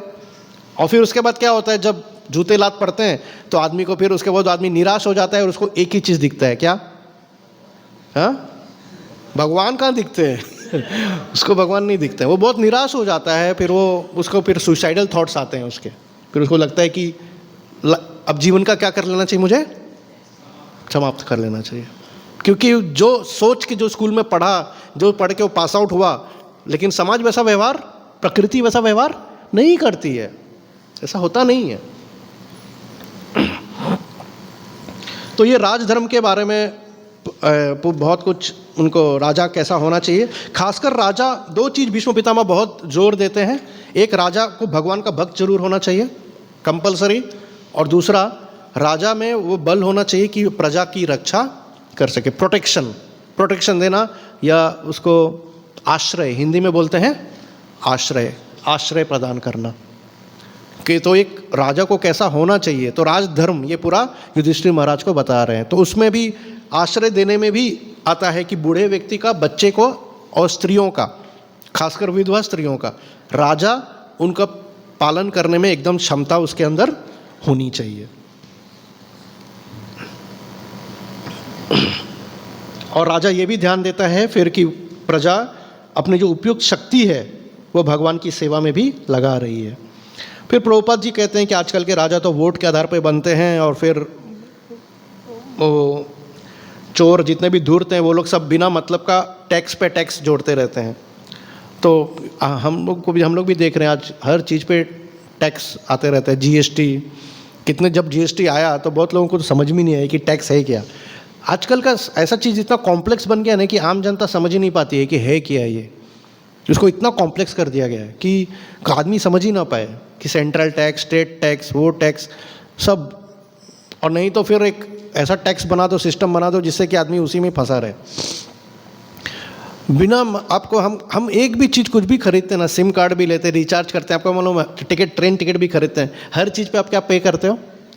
ऐसा कोई चीज़ नहीं है जिस पे आप टैक्स पे नहीं करते हो, हर चीज़ पे आप टैक्स पे करते हो। समझ रहे हो? खाली एक चीज़ सरकार ने छोड़ा हुआ है, बहुत जल्दी आने वाला है, जानते क्या? बाकी सब चीज़ पे टैक्स है। राजा भली भांति जानता था कि पूर्ण पुरुषोत्तम भगवान कभी भी अनन्य भक्तों का, एक सेकंड, हाँ, तिरस्कार सहन नहीं करते। यहाँ तक कि ऐसे तपस्वी उन चोर उच्चकों के भी विश्वस जननायक होते थे जो इन तपस्वियों की आज्ञाओं का कभी उल्लंघन नहीं करते थे। राजा अनपढ़ों, असहायों तथा विधवाओं को विशेष सुरक्षा प्रदान करते थे। शत्रु द्वारा आक्रमण किए जाने के पूर्व रक्षा के सभी उपाय किए जाते थे। कर प्रणाली सरल थी और इसका उद्देश्य संचित कोष को बढ़ाना होता था, लोगों को लूटना नहीं। सैनिकों की भर्ती संपूर्ण विश्व भर से की जाती थी और उन्हें विशेष कार्यों के लिए प्रशिक्षित किया जाता था। और आगे भीष्म पितामह बहुत सुंदर भी कहते हैं कि राजा के जो सर्वेंट होते हैं, जो उसके दास हैं, कैसे होने चाहिए, उसके क्या लक्षण होने चाहिए। लॉयल्टी एक बहुत बड़ा लक्षण है, लॉयल्टी, स्किल, ये सब है कि नहीं उसके अंदर। किस पे राजा को विश्वास करना चाहिए, किस पे राजा को विश्वास नहीं करना चाहिए, ये सब बहुत अच्छे से महाभारत में लिखा गया है। और जो इन चीज़ों का पालन करते हैं वो एक सक्सेसफुल लीडर बनते हैं। इसलिए हम लोगों को ना कभी कभी विचलित नहीं होना चाहिए। अगर कोई राजा या प्रेसिडेंट किसी को अगर किसी कारणवश उसको उसके पद से निकाल दें, हम चूंकि राजा के लेवल पे नहीं है ना, हम अपने लेवल पे चर्चा करते हैं। समझ रहे हैं? समझ में आ रहा है आपको मेरी बात? हम अपने लेवल पे चर्चा करते हैं कि ऐसा हो गया, ये अच्छा नहीं हुआ।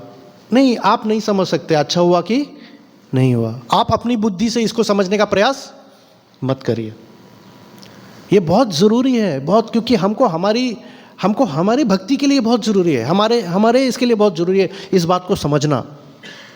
क्योंकि ये राजा का हक होता है, वो किसको किस पद पे नियुक्त रखेगा। और दास, जैसे हम लोग अपना कर्तव्य नहीं जानते हैं, जैसे हम लोग दास हैं, हम तो दास के जो सर्वेंट है ना, सर्वेंट की कुछ क्वालिटीज़ हैं, हमें नहीं ट्रेनिंग मिला है। सर्वेंट का सबसे पहला क्वालिटी जानते हैं क्या होता है? सबसे पहला क्वालिटी क्या है सर्वेंट का, दास का? बताइए, हाँ बताइए। हाँ, ओबीडियंस, लॉयल्टी। सबसे पहला है क्या? ओबीडियंस और लॉयल्टी। जिसको आपने लीडर चुना है, आप उसके प्रति ओबीडियंट या लॉयल है कि नहीं है, ये पहला। दूसरा, उसको सत्य बोलना। तीसरा, स्किल, दास का है कि कुछ स्किल अपना क्या करे, क्योंकि वो और अच्छे से सेवा कर सके। तो चूंकि हमारे अंदर ही कुछ, हमारी लॉयल्टी में कमी होती है, हमारे में स्किल की कमी होती है, हमारे में कुछ कमी होती है, और फिर हम ये सब चीज़ों में फंस जाते हैं। तो ये सब चीज़ हमें बहुत समझना चाहिए कि ये जो मैनेजमेंट है, ये जो व्यवस्था है, इसके पीछे बहुत साइंस है। और हमें अपनी बुद्धि से नहीं, हमको अगर समझना है तो हमको जिसने ये निर्णय लिया उसके पास जाके आपको, अगर आपको पूछना भी तो उसे पूछिए कि आपने ये निर्णय क्यों नहीं, और आपको पाएंगे कि हाँ, सामने वाले का शायद से कुछ ऊपर नीचे था। समझ में आ रहा है ना आपको मेरी बात? और आप आप जब महाभारत पढ़ेंगे तो जब भीष्म पितामह युधिष्ठिर महाराज को कह रहे हैं कि हे युधिष्ठिर, तुम कैसे अपने, एक राजा को कैसे अपने मंत्री चुनने चाहिए, कैसे अपने सर्वेंट्स चुनने चाहिए, कैसा सेनापति चुनना, ये सब कह रहे हैं। और उसमें आ रहा है whether he should be loyal to you. Bhishma Pitamah कह रहे हैं he should be loyal to, he should be skillful, he should be truthful. देखिए पिछले के श्लोक में, 26वें श्लोक में 9 गुण तात्पर्य में लिखा है प्रभुपाद जी ने, जो हर एक को आना चाहिए। भीष्मदेव ने सभी मनुष्यों के लिए 9 गुण बताए हैं। क्रोध न करना, झूठ न बोलना, धन संपदा का समान वितरण करना, क्षमा करना, अपनी वैध पत्नी से ही संतान उत्पन्न करना, मन से शुद्ध तथा शरीर से स्वच्छ रहना, किसी के प्रति शत्रुभाव न रखना, सरल होना तथा सेवकों या आश्रितों का पालन करना। उपर्युक्त प्राथमिक गुणों के अर्जित किए बिना मनुष्य को सभ्य नहीं कहा जा सकता। देखिए कितनी इंपॉर्टेंट बातें यहाँ पे कही गई हैं। ठीक है, समय हो रहा है। तो राजधर्म के बारे में बताया जाता है, फिर उसके बाद स्त्री धर्म के बारे में बताते हैं, मोक्ष धर्म के बारे में बताते हैं। तो मोक्ष प्राप्त करने के लिए भीष्म पितामह कहते हैं कि क्रोध पे जीतना बहुत ज़रूरी है। और अनवांटेड डिज़ायर, जो क्रोध है व्यक्ति को नीचे लेके जाता है, उसको मोक्ष नहीं प्रदान करेगा। और अनवांटेड डिज़ायर या एक होता है ना अनएक्सपेक्टेड डिज़ायर, मतलब जो जिसके हम लायक नहीं है, जो हमारे नियुक्त नहीं है, लेकिन तब भी उसका क्या करते रहना, इच्छा करते रहना। जैसे उदाहरण दे सकते हैं कि भाई हमारी तनख्वाह 25,000 है और हम सपना देख रहे हैं मर्सिडीज़ होगा। अब आप वो मर्सिडीज़ प्राप्त, मालूम नहीं, तो आपके अगर कर्म में होगा तो आ जाएगा, नहीं होगा तो अब आप उसके पीछे क्या कर रहे हो, एकदम कठोर परिश्रम। घर में भी लोग परेशान, और आप भी फिर अल्टीमेटली जब नहीं हो रहा तो आप चोरी चमारी पे आ रहे हो, आप गलत कार्य कर रहे हो। तो उससे आदमी को मोक्ष प्राप्त नहीं होगा। अनवांटेड दिखना चाहिए कि हम, मेरे डिज़ायर कैसे हैं, समझ रहे हैं? और आजकल खासकर ये न्यू जनरेशन में बहुत प्रॉब्लम आ गया है। अभी यूट्यूब में जाइए तो हर कोई एक अपने एक ट्रैवल चैनल खोल के रखा है, देखा होगा आपने। आज मैं today I am at London, today I am at this. अब ये देख देख के हमारे हृदय में क्या होता है, हम भी चले एक बार, ये मेरा भी ऐसा यूट्यूब चैनल होना चाहिए, बस चले रील बनाने। इसको भाई अनवांटेड, आप चले थे मोक्ष के रास्ते पे और फंस गए रील्स में, समझ रहे हैं? तो क्रोध पे जीतना जरूरी है। मैं संक्षिप्त में बताऊंगा, यहाँ पे मोक्ष के लिए बता रहे हैं कि क्रोध को जीतना जरूरी है, कुसंगति से बचना है, आत्मसंयम से झूठी आशाओं से मुक्त हुआ जा सकता है। आत्मसंयम, सेल्फ कंट्रोल से, जब हम सेल्फ कंट्रोल करते हैं तो झूठी आशाओं से बचा जा सकता है। सहिष्णुता द्वारा इच्छाओं तथा लोभ पर विजयी पाई जा सकती है। नियमित एवं संतुलित आहार द्वारा विभिन्न रोगों से होने वाली गड़बड़ियों से बचा जा सकता है। नियमित एवं संतुलित आहार, नियमित आहार करें, तो इसलिए हम लोग मांस भक्षण नहीं करते हैं। जो मोक्ष प्राप्त करना चाहते हैं वो मांस भक्षण कतई ना करें, और हो सके तो कांदा लहसुन भी छोड़ दें, भगवान को भोग लगा के प्रसाद ही प्राप्त करें। आत्म संयम से झूठी आशाओं से मुक्त हुआ जा सकता है। कुसंगति से बचकर धन संग्रह किया जा सकता है। योगाभ्यास से भूख पर नियंत्रण किया जा सकता है, और नश्वरता का ज्ञान होने से सांसारिकता से बचा जा सकता है। नश्वरता का ज्ञान हमेशा ध्यान में, मोक्ष प्राप्त करना है तो हमेशा एक बैक ऑफ द माइंड में ध्यान में रखो कि शायद से आज मेरा आखिरी दिन संसार में हो सकता है। वी शुड बी प्रिपेयर्ड कि we are living in a very very temporary place. बहुत हम एक टेम्पररी प्लेस में जी रहे हैं जहाँ पे कभी भी कुछ भी हो सकता है। तो ये जब हमको रहेगा तो हम सांसारिकता पे बहुत ज़्यादा मन नहीं लगेगा कि हमको बड़ा कोठी बनाना है, बड़ा बंगला करना है, क्योंकि हमको मालूम है कि मैं कभी भी ख़त्म हो सकता हूँ। एक नियम चल रहा है, आपका जो गृहस्थ का एक नियम है वो चल रहा है, उससे जो आपको मिला हुआ है उसमें आप संतुष्ट रहें। अच्छा देखिए यहाँ पे सबके लिए, हाँ ध्यान से सुनिए, जल्दी उठने से आलस्य को जीता जा सकता है। जल्दी उठने से आलस्य को जीता जा सकता है तथा तथ्यों के निर्धारण से झूठे तर्क समाप्त किए जा सकते हैं। वाचालता को गंभीरता तथा मौन द्वारा और भय को पराक्रम से जीता जा सकता है। स्वाध्याय द्वारा पूर्ण ज्ञान की प्राप्ति संभव है। स्वाध्याय मतलब सेल्फ स्टडी, वेदों का, शास्त्रों का खुद क्या करना, अध्ययन करना।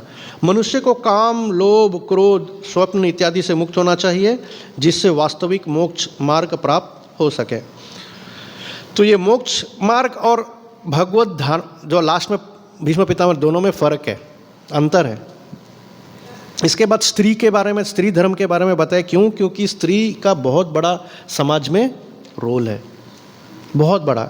एक बेटी के रूप में, एक पत्नी के रूप में, एक माँ के रूप में बहुत बड़ा रोल है। क्योंकि युधिष्ठिर महाराज भीष्म पितामह से पूछते हैं कि सबसे ज़्यादा रेस्पेक्ट किसको देना चाहिए?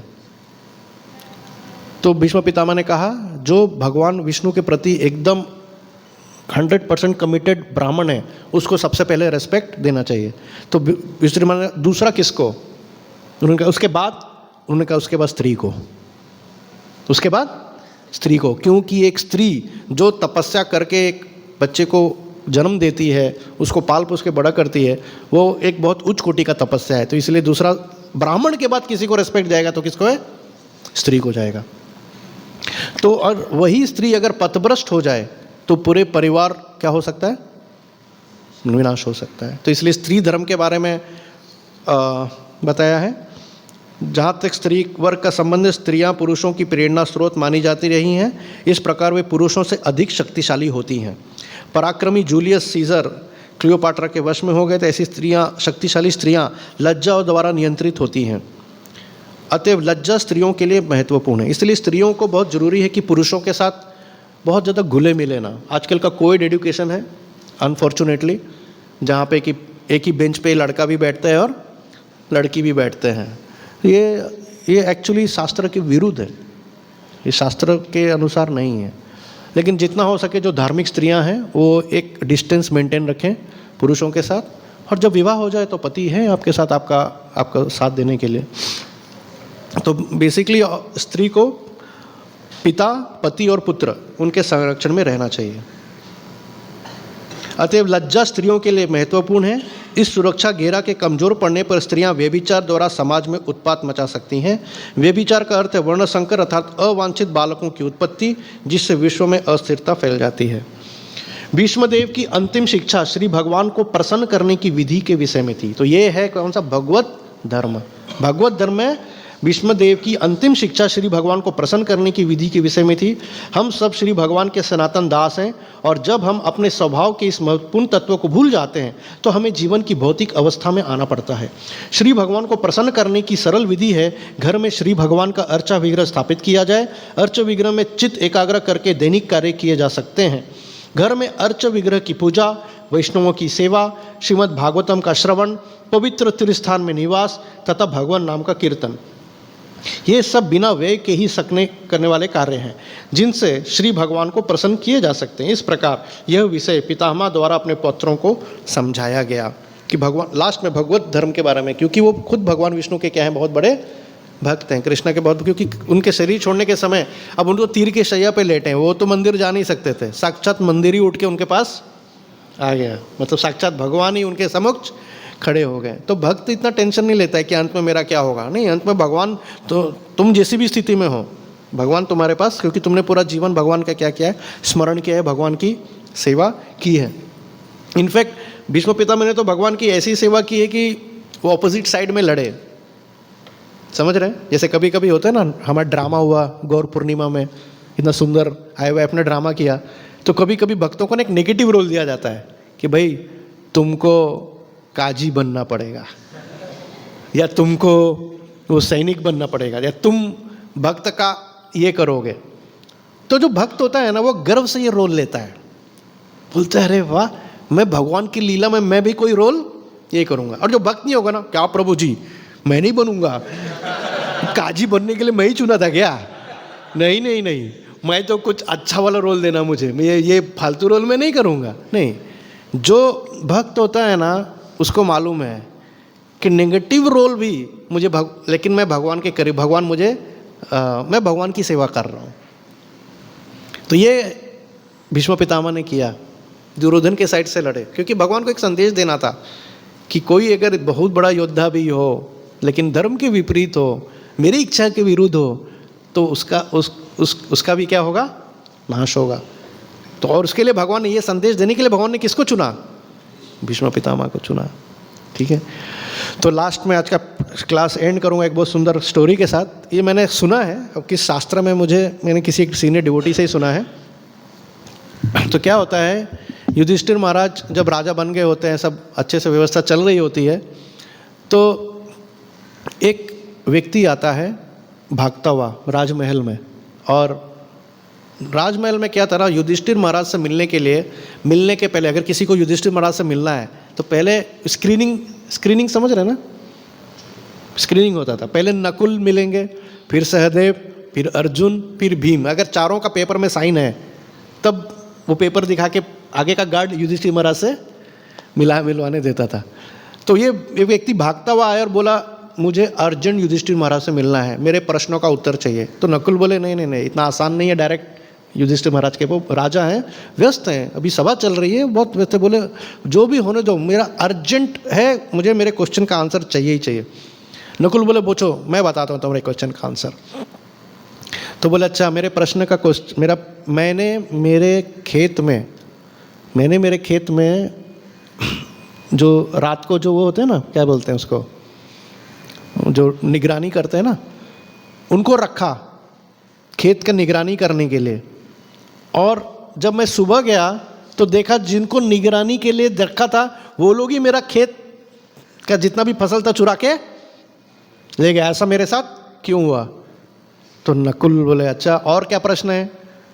तो बोले और एक प्रश्न ये है कि मैंने देखा कि मैं जब यहाँ आ रहा था तो एक छोटे से छेद में से हाथी पार हो गया, एक छोटे से छेद में से हाथी पार हो गया, लेकिन उसका पूंछ अटक गया, ऐसा कैसे हो गया? और नकुल बोले अच्छा और क्या प्रश्न है? तो बोले प्रश्न है कि मैं फिर आगे बढ़ा, एक गांव में देखा मैंने कि एक व्यक्ति अपने घर के बाहर एक बड़ा मटका था और उसके सामने 5 मटका था। बड़े से मटके से पानी उसने 5 मटके में डाला तो 5 मटके में फुल हो गया, बराबर हुआ। लेकिन जब वो 5 मटके से इस पानी में इसमें जब डाल रहा है तो पानी बराबर नहीं हुआ।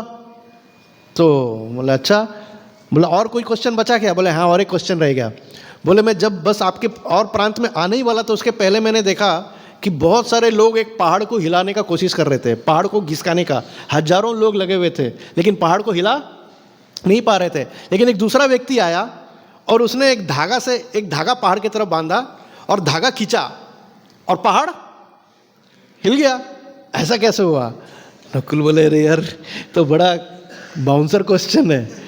बोले रुको सीनियर के पास चलते हैं, अथॉरिटी के पास होता है ना, हम कभी क्वेश्चन नहीं पूछो तो हम सीनियर डिवोटी के पास ले जाते हैं। वो ले गए सहदेव के पास, सहदेव को क्वेश्चन बताया।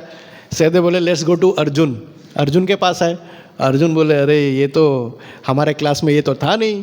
तो अर्जुन ले गए किसके पास? भीम के पास। भीम भी बोले अच्छा, जब भीम सुने तो बोले अच्छा, कोई प्रश्न का उत्तर नहीं मिल पाया। तो चारों बोले रुको यहाँ पे, हम लोग देखते हुए अभी सभा में थे, हम जाते हैं। तो चारों अंदर घुसते हैं। युधिष्ठिर महाराज एक सभा ले रहे थे, लेकिन चारों बोलते हैं कि सभा ब्रेक करना होगा। युधिष्ठिर महाराज आते हैं, बोलते हैं अच्छा बताओ क्या हो गया।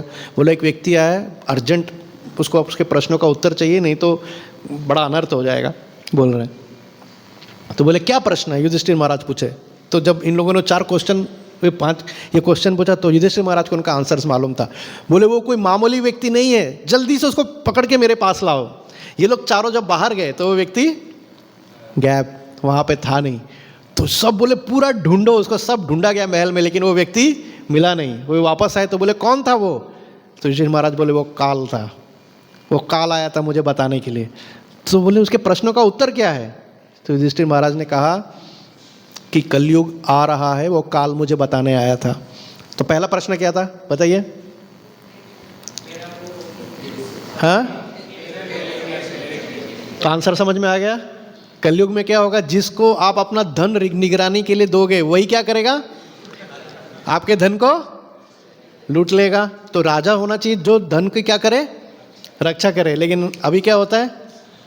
वही आपके धन को, आपको मालूम है ना बैंकिंग सिस्टम आज के डेट में, अगर आपने बैंक में 10 लाख भी डाला या 50 लाख डाला है और बैंक में आग लग गया या बैंक में चोरी हो गया, मालूम है आपको कितना पैसा वापस बैंक देगी? 5 लाख। करेक्ट। आपका करोड़ों रुपए होने दो, लेकिन अगर बैंक में चोरी हो गया तो एज पर आपने जो साइन किया था ना बैंक अकाउंट खोलते समय, उसमें लिखा हुआ था कि bank is only liable to pay 5 lakh rupees per account, that's it. तो यानी कि आपका पैसा बैंक में भी सेफ नहीं है। तो पहला प्रश्न का उत्तर मिल गया। दूसरा प्रश्न क्या था? उसका उत्तर क्या है? उसका उत्तर उन्होंने, युधिष्ठिर महाराज ने कहा कि कलयुग में मतलब हाथी पार हो जाएगा और पूंछ अटक जाएगा। तो बड़े से बड़ा क्रिमिनल, क्राइम करने वाला, मर्डर ये वो करने वाला, वो क्या होगा? वो बाहर हो जाएगा। और जो छोटा छोटा कुछ क्राइम किया है ना, छोटा कुछ किसी ने किया होगा, वो उस पूछ वो जेल में फंसा होगा, वो जेल में सालों साल सड़ते रहेगा। और बड़ा बड़ा क्राइम करने वाला क्या होगा? पार हो जाएगा। अभी हाल में आया था ना एक न्यूज़, एक TCS में एक एम्प्लॉय थी, एक लड़की थी जिसका रेप और मर्डर हुआ था। पूरा केस सुप्रीम कोर्ट तक गया और सुप्रीम कोर्ट ने उसको क्या कर दिया? बाइज्जत बरी कर दिया। पिता ने कहा धन्य है यहाँ का सिस्टम, अब मैं भगवान के ऊपर छोड़ देता हूँ। सोचो पिता के ऊपर क्या बीता होगा। और ये केस 2013 का है। 12 साल केस चलने के बाद सुप्रीम कोर्ट ने उसको क्या कर दिया? बाइज्जत करेगी। अब वो जो भी रीजंस हो, लेकिन तथ्य हमें देखने को मिलता है कि बड़े से बड़ा क्राइम करने वाला मुक्त हो जाएगा। फिर उसके बाद फिर क्या क्वेश्चन था? मटका वाला, बड़ा मटका, उसका आंसर क्या है? करेक्ट। एक पिता 5 पुत्रों को तो संभाल लेगा, लेकिन 5 पुत्र मिल के एक पिता और माता को संभाल नहीं पाएंगे। और लास्ट क्या है? पहाड़ हिलाने वाला, उसका आंसर क्या है? आपको मालूम है कि हजारों लोग मिलके पहाड़ हिला रहे हैं, लेकिन सिर्फ एक धागा बांधा और पहाड़ गया। तो हजारों लोग, मतलब हमने जो पाप किए हैं ना, बहुत हजारों कर्म करो, लेकिन उससे वो पाप जाने वाला नहीं है। लेकिन हरि नाम का धागा अगर हम बांध लें और अपने जीवा पे बैठा लें, तो कलयुग में बड़े से बड़े पाप से भी आदमी बाहर निकल जाएगा। हरे कृष्णा कृष्णा कृष्णा हरे हरे, हरे राम राम राम हरे हरे। श्रीमद् भागवतम की, शिला प्रभुपाद की। किसी का कोई प्रश्न पूछ सकते हैं? प्रश्न है तो आपने बोला ना बैंक्स से बात करें, तो एक्चुअली बैंक्स ही हैं जो महंगाई बढ़ाती है, आर्टिफिशियल इन्फ्लेशन और बैंक्स ही है। बहुत सारी रीज़न है, खाली बैंक नहीं है, लेकिन lot of money government projects डालती है ताकि उसको से पैसा बढ़ाना रहता है, बिजनेस बढ़ता है। बैंकिंग सिस्टम जो है वो हमारा पैसा खा रहा है। हाँ, हमारे वैल्यू, पैसे का वैल्यू कम होते जा रहा है। बहुत कुछ ले सकते थे। Correct correct. हाँ है, ये बातें हैं। हम इसीलिए पहले के, इसीलिए वो राजधर्म के बारे में इतना शिक्षा दिया जा रहा है कि प्रजा विचलित ना हो। लेकिन आज सिस्टम ऐसा बना दिया है कि हर प्रजा विचलित है। इसलिए हम बहुत परेशान है। हम भक्ति भी करें तो हम कैसे करें, सोचते हैं कि एक आम व्यक्ति बहुत विचलित जीवन जी रहा है, क्योंकि वो अपना रोजी रोटी भी एक घर का रेंट देने में या इसमें भी इतना विचलित जीवन जी रहा है कि वो उसको बहुत मुश्किल हो गया है। इसलिए चैतन्य महाप्रभु ने कहा है कि भाई हरि नाम कभी मत छोड़ो, भक्तों का संग मत छोड़ो, और यही प्रभुपाद जी ने इसलिए सब बनाया है। ये प्रभुपाद जी ने इतना जो हम लोग के ऊपर कृपा कर दिया है ना कि हमारे सोच के बाहर है। कि सोचो इतना विचलित जीवन जी रहे हैं, लेकिन उसके बाद भी आप यहाँ की गुरु पूजा अटेंड करो ना, आप सब भूल जाओगे क्या प्रॉब्लम चल रहा है। आप यहाँ कीर्तन में नाचोगे, आप सब भूल जाओगे। आपको एक ऐसे दिव्य प्रेम की, एक दिव्य आनंद की अनुभूति होगी जो सिर्फ प्रभुपाद जी ने बहुत मतलब से हम लोग को महाप्रभु ने दिया है। हमेशा कीमत समझना चाहिए कि ये कितना कीमती चीज़ हमें मिला हुआ है। फिर उसके बाद अनर्थ व्यर्थ के सब चीज़ों में हमें फिर फंसना नहीं चाहिए, ये बहुत मुश्किल है। आज इसको पार करना, जो जिस तरह का सिस्टम बना हुआ है। पहले के लोग इतना विचलित नहीं थे, इतना कमाई नहीं था, लेकिन मैं तो कभी वो सब सोचो, पहले के ज़माने में 8-8 सबके संतान, 10 संतान होते थे, कोई इतना टेंशन नहीं लेते थे कि कैसे पलेगा बढ़ेगा। लेकिन आज 1-2 में ही कितना टेंशन है, क्योंकि महंगाई और उस तरह का सिस्टम बना हुआ है। और कोई प्रश्न नहीं? हरे कृष्णा। शिला प्रभुपाद की